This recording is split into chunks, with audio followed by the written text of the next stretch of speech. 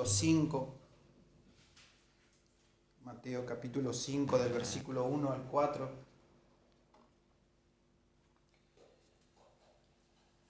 El sermón del monte, las bienaventuranzas. Y vamos a estar viendo lo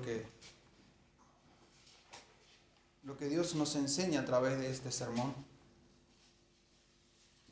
Tenemos del capítulo 5 al capítulo 7 todo lo que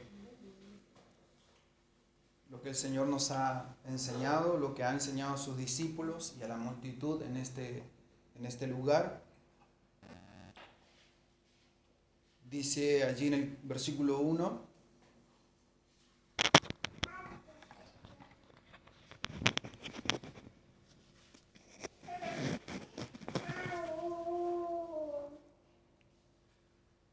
viendo la multitud, subió al monte, y sentándose, vinieron a él sus discípulos, y abriendo su boca, les enseñaba, diciendo: Bienaventurados los pobres en espíritu, porque de ellos es el reino de los cielos.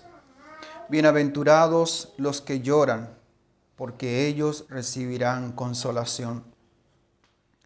Meditando en este texto, ¿sí?, en lo que nos habla allí, en el versículo 3 y el versículo 4, nos dice: Bienaventurados los pobres en espíritu, porque de ellos es el reino de los cielos. Y ser pobre en espíritu significa estar vacío de Dios, ¿sí? Ser pobre en espíritu significa estar vacío espiritualmente, ¿sí? Por eso Jesús dijo: bienaventurados, felices aquellos que no tienen nada, pero que vienen a mí para ser llenos. Por eso el Señor nos invita siempre en su palabra: venid a mí todos los que estáis trabajados y cargados, y yo os haré descansar. Debido a nuestra pobreza espiritual natural, ¿sí?, debe haber una muerte del yo para que pueda ser lleno de Cristo en nuestras vidas. Porque si estamos llenos del yo, de nuestro orgullo, de nuestro pecado, ¿sí?, es imposible ser lleno de Cristo. Y debido a nuestra pobreza espiritual natural debe haber esa muerte del yo. Porque como dijo Jesús en Juan 12:13, si el grano no cae a tierra y muere, queda solo, pero si muere, lleva muchos frutos. ¿Sí? Si el grano no cae a tierra y muere, queda solo. ¿Sí? Pero si muere, lleva muchos frutos. Nuestro Señor empezó su ministerio, ¿sí?, recorriendo Galilea, como dice allí en el capítulo 4, versículo 12. ¿Sí? Cuando Jesús oyó que Juan estaba preso, volvió a Galilea, y dejando a Nazaret, vino y habitó en Capernaum, ciudad marítima, en la región de Zabulón y de Neftali.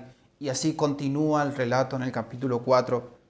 Cuando Jesús comenzó su ministerio, ¿sí?, cuando se enteró de que Juan estaba preso, ¿sí?, allí él comenzó su ministerio, enseñando y sanando toda enfermedad de todas las personas que venían a él. Y como consecuencia de esos milagros y de esas sanidades y de esas enseñanzas de Cristo, como consecuencia de eso, ¿sí?, le siguió mucha gente. Multitudes venían a él de todos lados, de Galilea, de Decápolis, de Jerusalén, de Judea y del otro lado del Jordán, como dice allí en el capítulo 4, versículo 25, ¿sí? En el último versículo, antes de entrar al capítulo 5, nos dice: y le seguían mucha gente de Galilea, de Decápolis, de Jerusalén, de Judea y del otro lado del Jordán. Multitudes de personas que venían a él buscando lo que él tenía y lo que él tiene, ¿sí? Y dice allí, y viendo la multitud, subió al monte, y sentándose, vinieron a él sus discípulos, y abriendo su boca les enseñaba diciendo, ¿sí? Ahí comienza el sermón en el capítulo 5. Y qué importante es para nosotros hoy observar quién es el que está enseñando aquí. ¿Quién es el que abrió su boca para enseñar? No solo a sus discípulos, no solamente a los 12, sino a la multitud que estaba allí. Es importante observar aquí quién es el que está enseñando y venir a Él para oír su voz, ir a su palabra, ¿sí? Aquietad nuestro corazón, nuestro espíritu para escuchar su voz a través de su Espíritu Santo que nos ministra, ¿sí? A través de la palabra. Dios dice en su palabra, cualquiera que no oye mis palabras, que Él hablará en mi nombre, yo le pediré cuenta. Dios le dijo, ¿sí? A través del profeta Moisés en Deuteronomio 18:19, cualquiera que no oye mis palabras, que Él hablará en mi nombre. Dice allí el texto, ¿sí? Yo le pediré cuenta. ¿Sí? Por eso es importante, y Jesús decía que podamos escuchar, ¿sí? Que podamos prestar atención a lo que Él nos habla y ponerlo por obra, ponerlo en práctica, lo que oímos. También el Señor nos dice, toda alma que no oiga a aquel profeta será desraigado del pueblo. ¿Sí? Hablando de Cristo. El Hijo de Dios que descendió del cielo nos está enseñando aquí en este sermón el camino al cielo. ¿Sí? Si nos ponemos, y si usted se pone a leer del capítulo 5 al capítulo 7, verá todo lo que el Señor nos ha enseñado. Y verá que ese es el camino al cielo, el camino a Dios.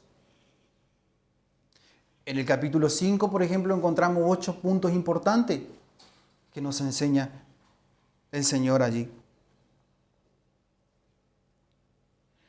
Al lugar, a la presencia de Dios. Nos enseña el camino a ese lugar donde Él ha preparado para nosotros. ¿Sí? Él nos está enseñando el verdadero camino a la vida eterna, el camino real al reino eterno. ¿Sí? El único camino verdadero. Porque hay otros caminos fuera de Él, pero que no son el camino verdadero. ¿Sí? Hay muchas puertas, pero hay una sola que lleva a la vida eterna, a Dios, y es por Jesucristo, es a través de Él. ¿Sí? Todos los otros caminos llevan a la destrucción, porque como dijo Jesús, ¿sí? Y como dice la palabra, ¿sí? Un ciego no puede guiar a otro ciego. Y el único que nos puede abrir los ojos es Jesucristo, porque es el único que ve, porque es la verdad. Y la verdad es la que nos hace libre y que nos hace ver nuestros errores, nuestra falta, nuestro pecado. En este sermón nos declara la completa y perfecta voluntad de Dios. Declara el completo consejo de Dios. Porque he descendido del cielo no para hacer mi voluntad, sino la voluntad del que me envió, dijo Jesús en Juan 6:38. Al explicar y confirmar estas fieles y verdaderas palabras, el Señor aquí procura refutar no solo los errores de los escribas y fariseos en aquel tiempo,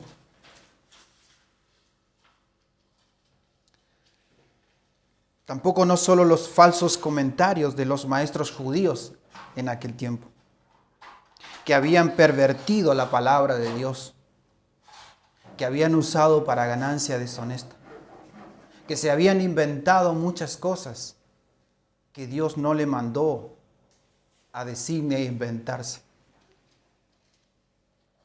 Tal punto que Dios en algún momento lo reprendió, en varias ocasiones lo reprendió a los fariseos, a los escribas, ¿sí? A los doctores de la ley. ¿Sí? Misericordia quiero, no sacrificio. ¿Sí? Hace esto sin dejar de hacer lo otro. y cuántas otras cosas que Dios le había dicho. También aquí podemos encontrar todos los errores prácticos que no van de acuerdo con la salvación. ¿Sí? Esto nos enseña, el Sermón del Monte nos ayuda, ¿sí? Y nos muestra, ¿sí?, a identificar aquellos errores que se predicó y se predica a lo largo de la historia cristiana, ¿sí? Falsos maestros, falsos doctores de la ley, ¿sí?, falsos profetas, falsos apóstoles, falsos cristos, que han traído diferentes doctrinas, enseñanzas y mandamientos de hombre, ¿sí?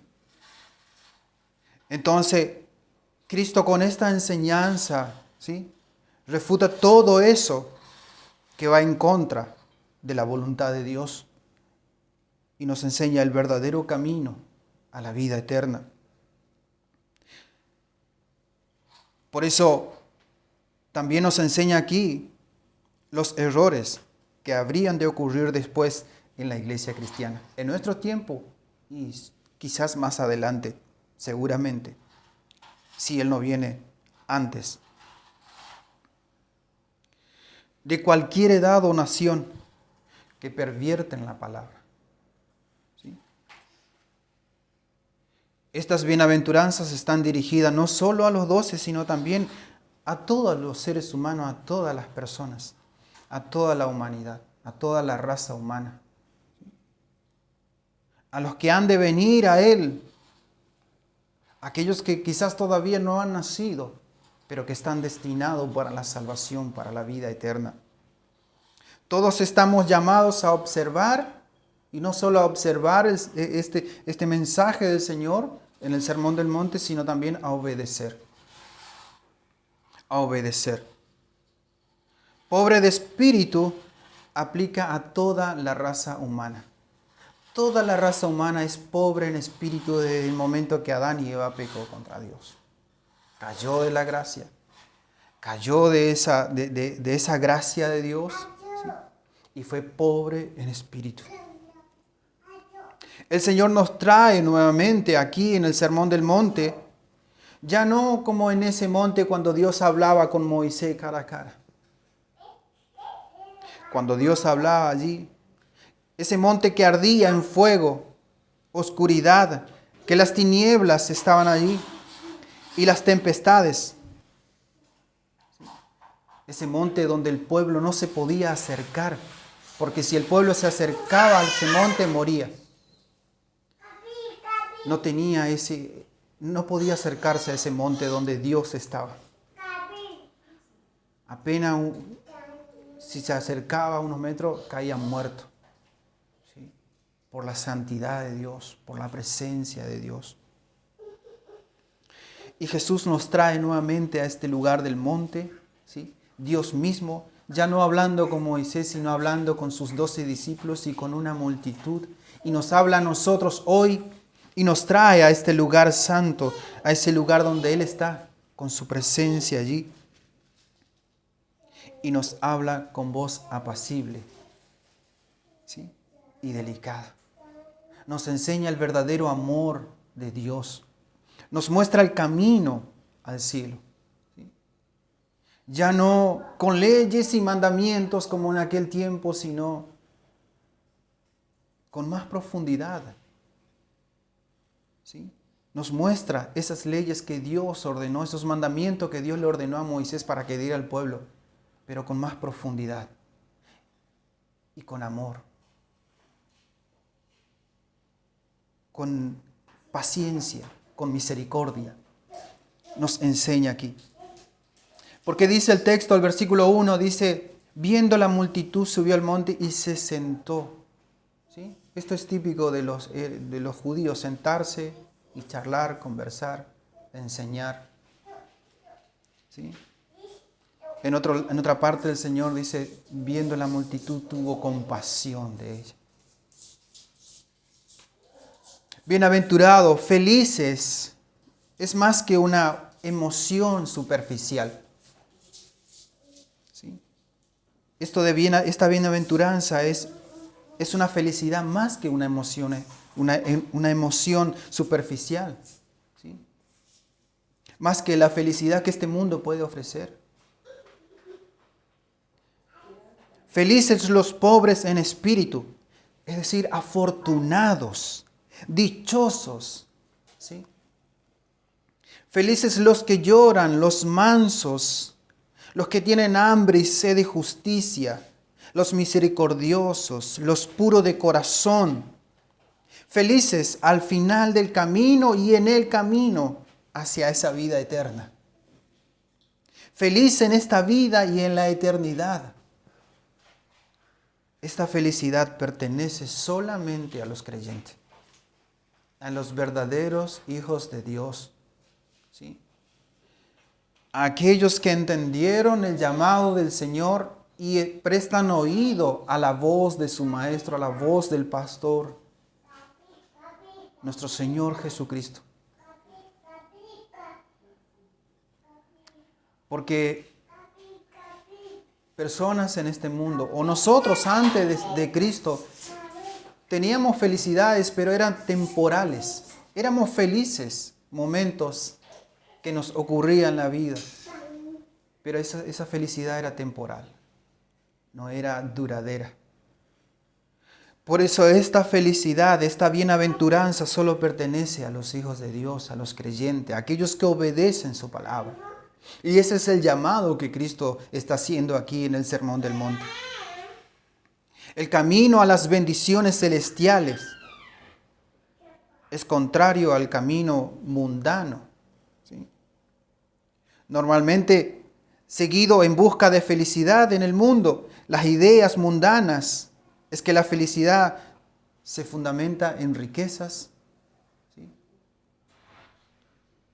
Alegrías, abundancia, lujo, cosas semejantes a esas. ¿Sí? Pero nuestra felicidad, nuestra alegría no debe estar en las cosas que poseemos materialmente o físicamente o económicamente. ¿Sí? Nuestra felicidad debe estar en aquel que nos salvó del infierno, de la condenación eterna. ¿Sí? Allí debe estar nuestra felicidad. Sí somos felices cuando tenemos y estamos bien físicamente, económicamente, con buen laburo, buenas cosas. Y gloria a Dios por eso. Pero nuestra mayor felicidad y principal felicidad debe estar en aquel que nos rescató del infierno, ¿sí? Que nos dio vida y vida eterna, que nos muestra el camino de las bienaventuranzas. Las bienaventuranzas ofrecen la descripción de Jesús, del carácter de la verdadera fe. Eso es lo que nos muestra aquí. El que desea y codicia vivir días buenos, he aquí Él nos muestra lo que nuestra alma necesita en este sermón. Este es el camino que hace tanto tiempo hemos estado buscando antes de llegar a Cristo, antes de ser traído a Él. El camino de las delicias, ¿sí? El camino de la felicidad, el camino de la paz, ¿sí? Porque Él dijo, mi paz os doy, no como el mundo la da, ¿sí? Sino esa paz que perdura, que dura para siempre. Que a pesar de lo que podamos estar atravesando, situaciones económicas o físicas, a pesar de eso uno tiene paz y gozo en el Señor, porque sabe que Dios tiene cuidado de los suyos. Este camino lleno de calma, lleno de gozo, el cielo en la tierra, la vida eterna en el cristiano, en el Hijo de Dios. No nos enseña como los escribas, sino como quien tiene autoridad, dice al final del sermón en el capítulo 7, ¿sí? Versículo 29. Se admiraban los que le oían.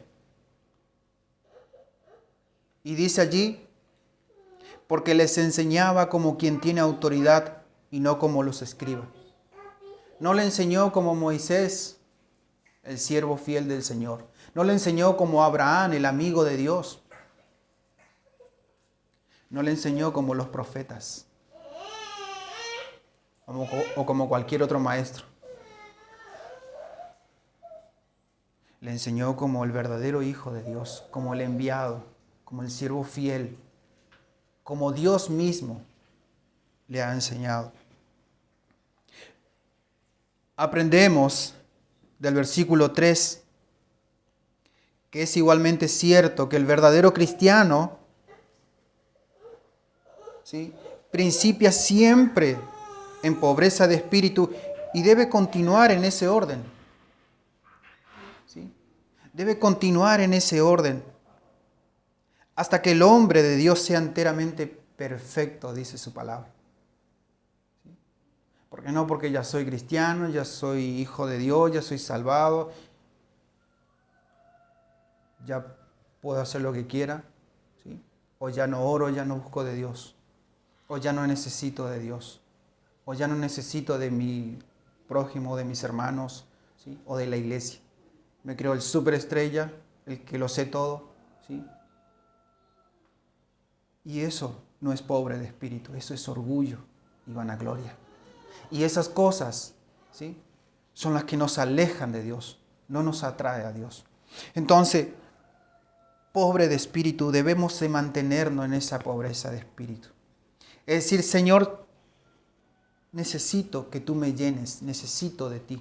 No puedo hacer nada sin ti. ¿Sí?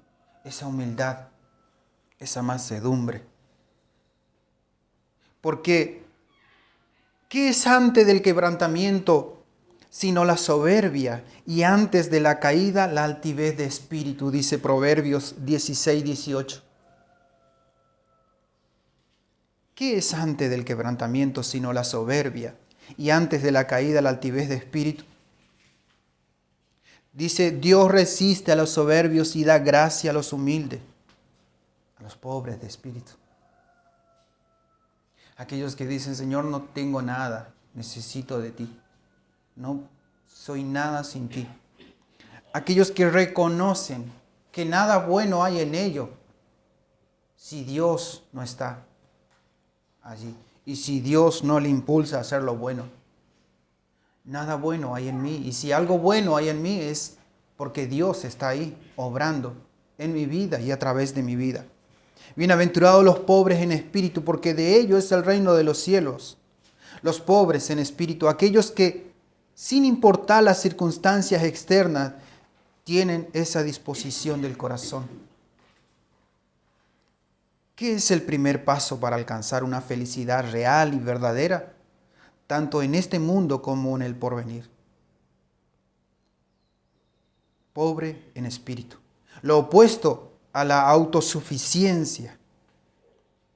Habla de una profunda humildad, de conocer la absoluta pobreza espiritual de sí mismo cuando estamos apartados de Dios.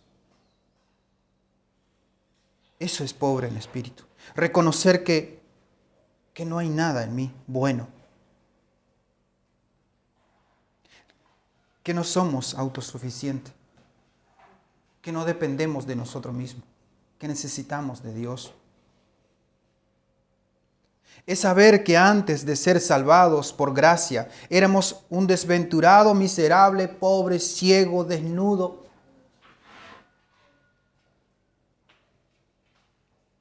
Eso es lo que le dijo el Señor en Apocalipsis 7:18 a su iglesia. ¿Te crees que tienes todo, que eres rico?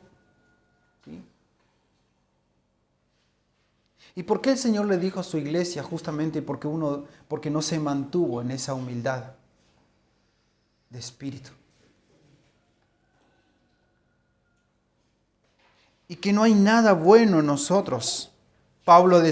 El apóstol Pablo decía en Romanos 7:18, en mí no hay nada bueno.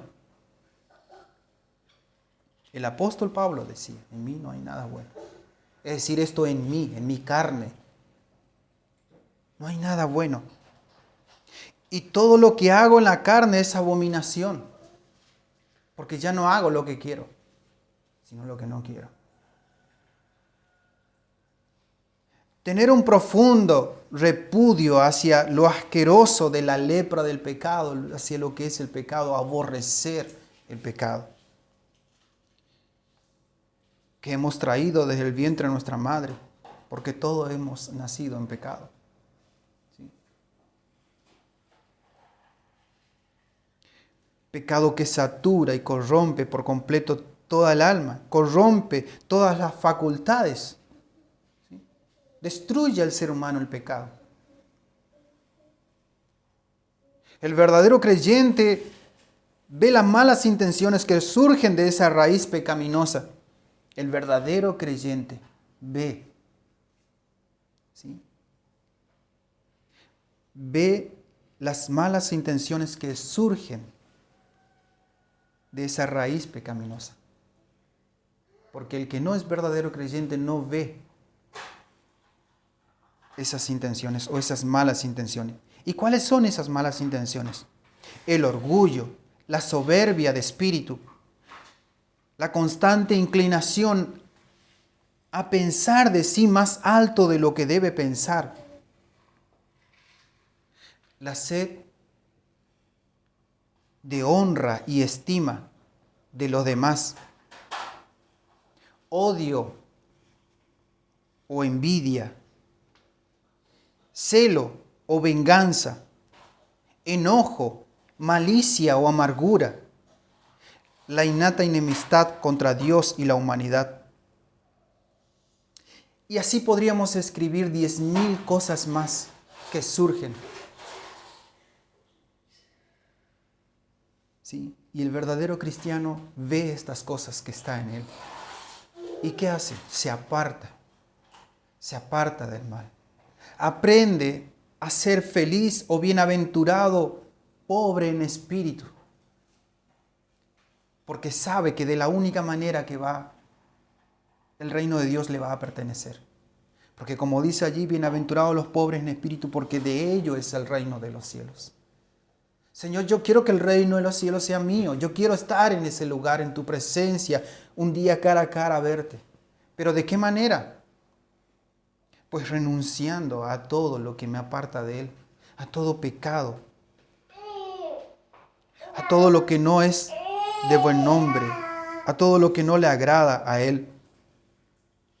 El verdadero creyente es consciente de no solo cuánto ha ofendido con su lengua, sino todo lo que ha salido de su boca, que no ha sido para la sana edificación, ni que da gracia a los oyentes, palabras que corrompen, ¿sí?, ante Dios y entristece al Espíritu Santo. Porque Jesús dijo allí en el mismo sermón, ¿sí?, que el árbol malo no da buen fruto.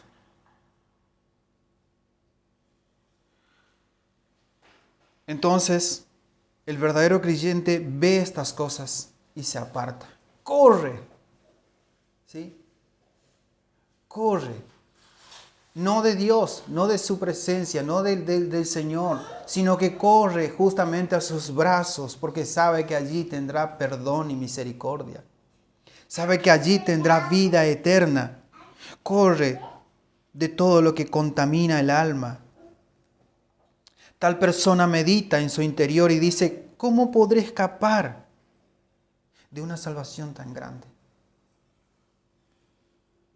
¿Cómo alguien puede o podrá escaparse, ¿sí?, si descuidamos una salvación tan grande?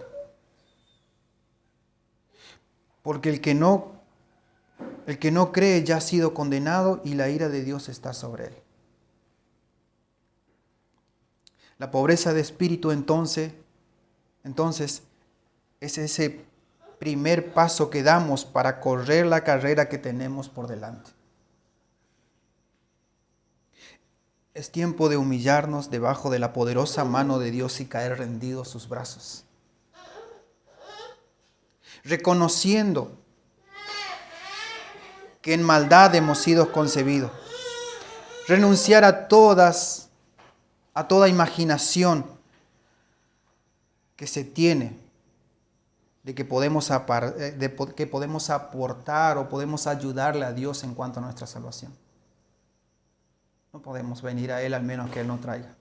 No podemos ser salvos al menos que Él nos traiga a su presencia.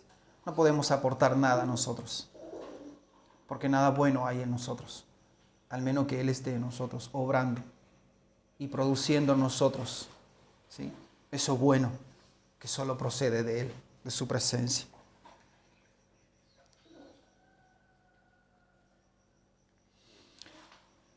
Que nuestra esperanza sea ser salvado por su sangre, ser limpiado y lavado por su sangre, renovado por el poder del Espíritu Santo, ser rescatado por aquel quien llevó en Él mismo nuestros pecados en su cuerpo sobre esa cruz. Entonces diremos, bienaventurados los pobres en espíritu, porque de ellos es el reino de los cielos. Bienaventurado soy, ¿sí?, porque necesito de Dios y porque me acerco y entiendo que sin Él no soy nada.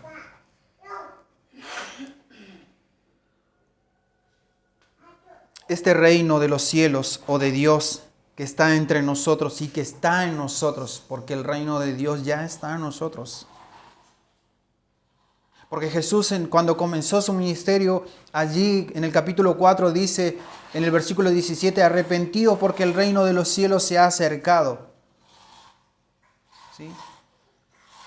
Pero hoy el reino de los cielos está en nosotros, porque tenemos su Espíritu, las arras de la promesa de nuestra salvación, de la vida eterna. El Espíritu Santo que nos guía, nos enseña y nos corrige.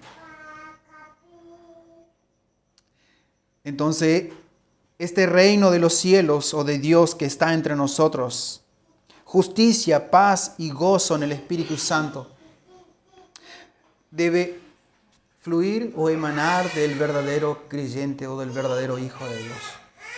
¿Sí? La mente que hubo en Cristo Jesús debe estar en aquel que dice ser cristiano o que es hijo de Dios. Ya no vivo yo, Cristo vive en mí. ¿Sí? Y las cosas que ahora hago, no las hago yo, sino Él las hace por mí. La imagen de Dios estampado en nuestros corazones. Ahora renovado a la semejanza de aquel que nos ha creado.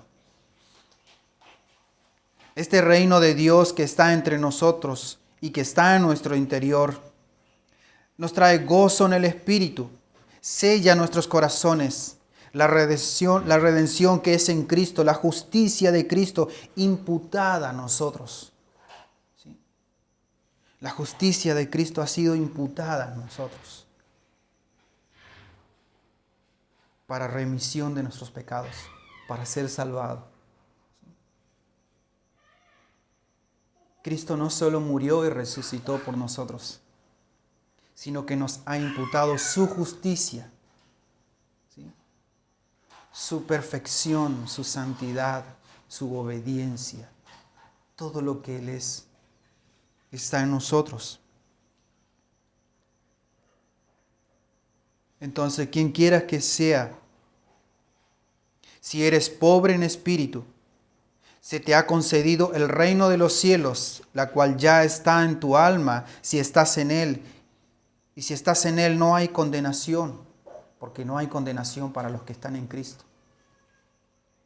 Bienaventurados los que lloran, dice el versículo allí 4, porque ellos recibirán consolación. Los que lloran deseando a Dios, deseando a aquel en quien se alegraron con gozo inefable aquel momento que escuchó la palabra. Bienaventurados esos que lloran por el Señor. Cuando le dio a beber o a gustar esa palabra de perdón. ¿Sí? ¿Quién no va a amar a alguien que te perdona? ¿Sí? ¿Cuánto más Cristo, que ha muerto por nuestros pecados y nos ha perdonado todos nuestros pecados, pasados, presentes y futuros? Nos ha perdonado todo. ¿Cómo no amarle? Más amor da aquel que es más perdonado. ¿Sí?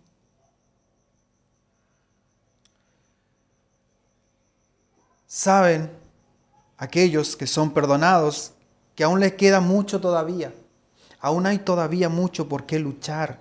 Aún todavía hay que someter nuestra carne a la voluntad de Dios. Aún todavía tenemos que luchar contra el pecado. Por eso, bienaventurados los que lloran, porque ellos serán consolados. Lloran, se humillan delante de Dios. Resisten todo eso que a veces aflora en la carne. ¿Sí? Y lloran. Se quebrantan delante de Dios. Bienaventurado esa persona. ¿Sí? Feliz esa persona que llora por Dios, que llora por Cristo, que llora por no ofender al Espíritu Santo, que llora por no entristecerle al Espíritu Santo, que se lamenta por sus pecados, como pasó con Pedro cuando le negó a Jesús. Luego fue y se arrepintió, lloró y se lamentó. Y vaya que si no fue consolado y fue lleno de la gracia de Dios, que aún hasta por su sombra Dios hacía la obra. Dios sanaba a las personas. Esa es la gracia, el poder de Dios, que viene a nuestras vidas cuando somos pobres en espíritu y cuando nos lloramos y nos lamentamos. ¿Por qué? Porque entendemos de que sin Él no somos nada. De que necesitamos todos los días y cada segundo de nuestra vida de Él, de su presencia. Porque en un segundo podemos caer de la gracia pecando, pensando mal, enojándonos, diciendo malas palabras, un montón de cosas que puede estar en nuestros corazones. Orgullos, pecados, vanagloria, el querer ser aprobado por los otros, el querer agradar a todos. ¿Sí? Pero estas personas o los hijos de Dios saben que les queda mucho todavía aquí en la tierra y que todavía tendremos que pasar adversidades de todo tipo de adversidades. Aquellos que saben que todavía tienen que luchar contra el pecado, ese pecado que nos asedia. No es de extrañarse que el alma de los tales se inquiete por dentro. Claro que sí, se inquieta por dentro nuestra alma, que ha sido redimida, que ha sido lavada por la sangre del Cordero. Y sabemos que nuestro adversario anda por dos o tres allí buscando, ¿sí? Buscando, ¿sí? A ver dónde puede meter su cizaña. ¿Sí? Y muchas veces encuentra a cristianos distraídos.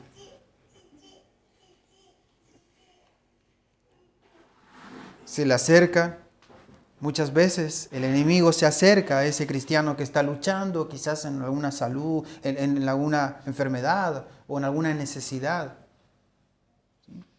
Cualquiera sea, y susurra al oído: ¿dónde está tu Dios? ¿En dónde está esa bienaventuranza de que estabas hablando? ¿O de que hablas? ¿O de que Dios te habló?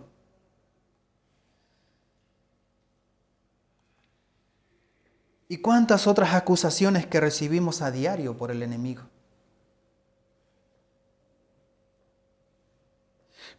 Pero dice la palabra: someteos a Dios, resistid al diablo y huirá de vosotros. Esa debe ser nuestra actitud. Resistir al diablo y a todas sus mentiras asquerosas, ¿sí? Y someternos a Dios. Y decirle al diablo: sí. O a esos pensamientos que a veces surgen en nuestra cabeza: sí, es verdad. Yo estoy así, o yo he hecho esto.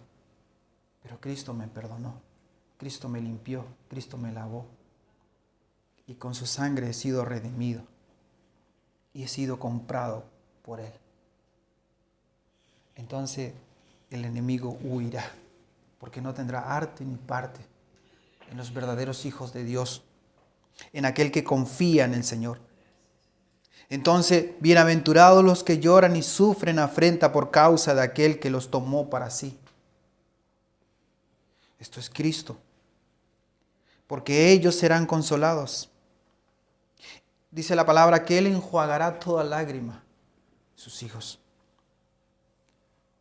Tu llanto, tu lamento se convertirá en gozo, y no un gozo pasajero, sino un gozo perpetuo, duradero, eterno.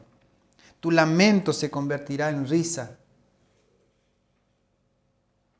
Nos gozamos y nos alegramos en aquel que ha rescatado nuestra alma de las tinieblas a su luz admirable. Entonces, amados, bienaventurados los pobres en espíritu, porque de ellos es el reino de Dios, y bienaventurados los que lloran, porque ellos recibirán consolación. Amén. Te damos gracias, Señor, por tu palabra.